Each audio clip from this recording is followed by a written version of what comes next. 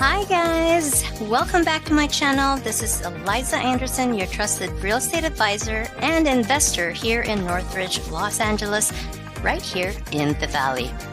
So today we're talking about some major real estate tea coming out of Los Angeles, San Fernando Valley. And honestly, it's kind of wild. So let's get into it. Well, first of all, the market is totally shifting. Listings are up like 32% from last year, but sales are actually down 30%. So everyone's asking, is this finally a buyer's market? Homes that need a little love are just sitting there, and we're seeing way more price cuts. It's sad.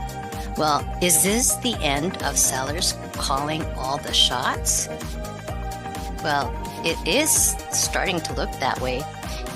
Now, the wildfire situation is serious.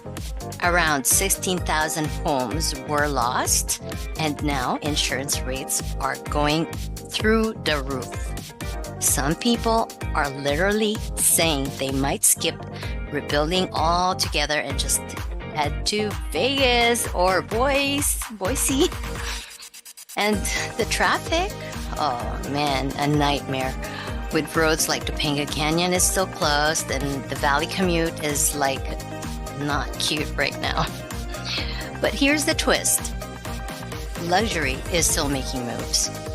Whitney Cummings just listed her $13 million home, and people are wondering, is high-end still untouchable?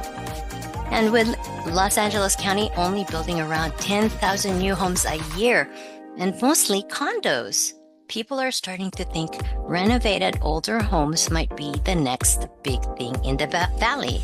So, what's really going on? I'll keep digging, but I want to hear from you guys, and I want to hear what you're hearing out there.